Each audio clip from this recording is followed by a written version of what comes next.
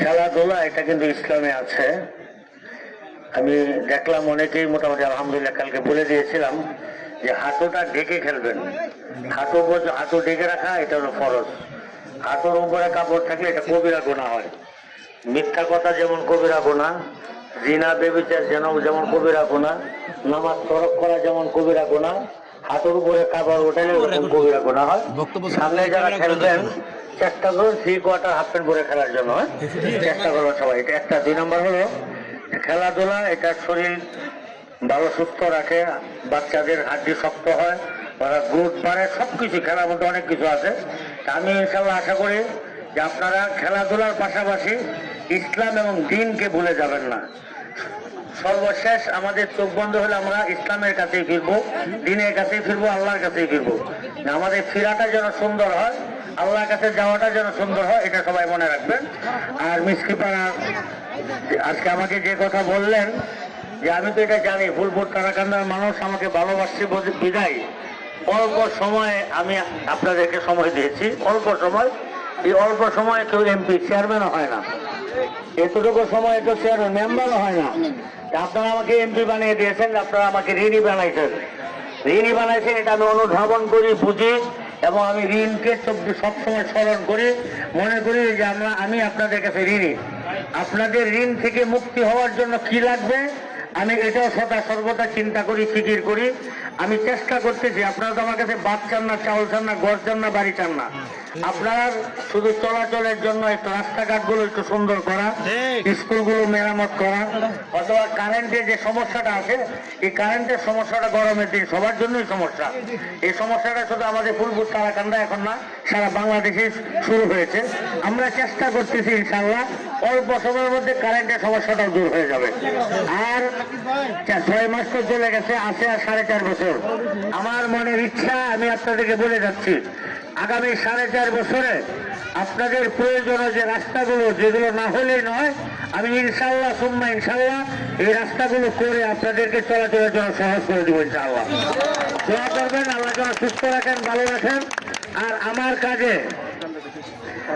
আমার কাজে অনেক জায়গায় অনেক কাজের মধ্যে অনেকে বাধা সৃষ্টি করে, যেখানে আমার কাজ করতে অনেক সময় বিরক্তি লাগে।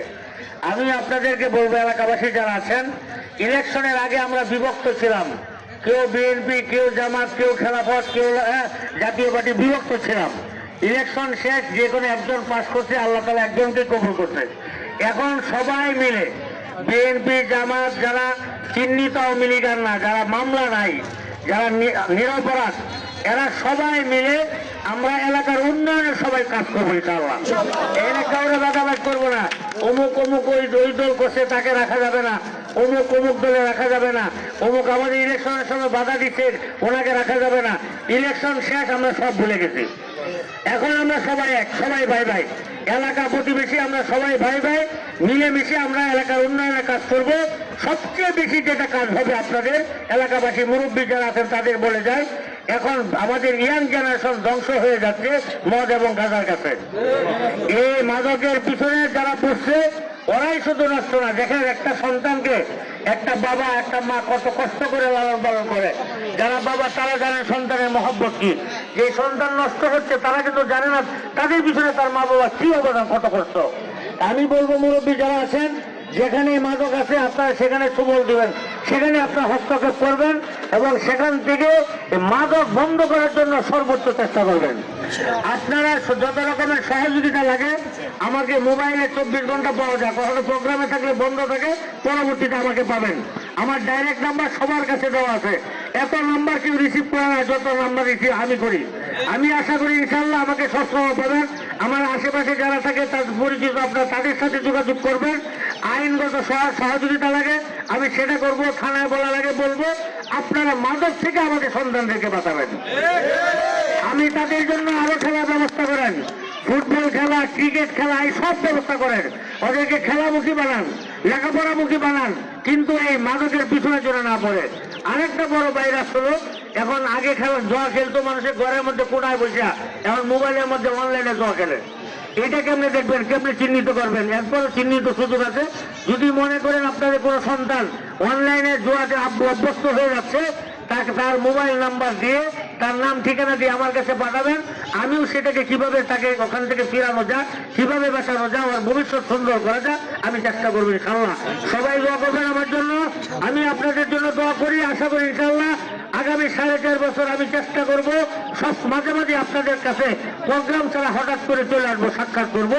কোনো সমস্যা থাকলে বলবেন, সমস্যা সমাধানের জন্য সর্বোচ্চ চেষ্টা করে যাব।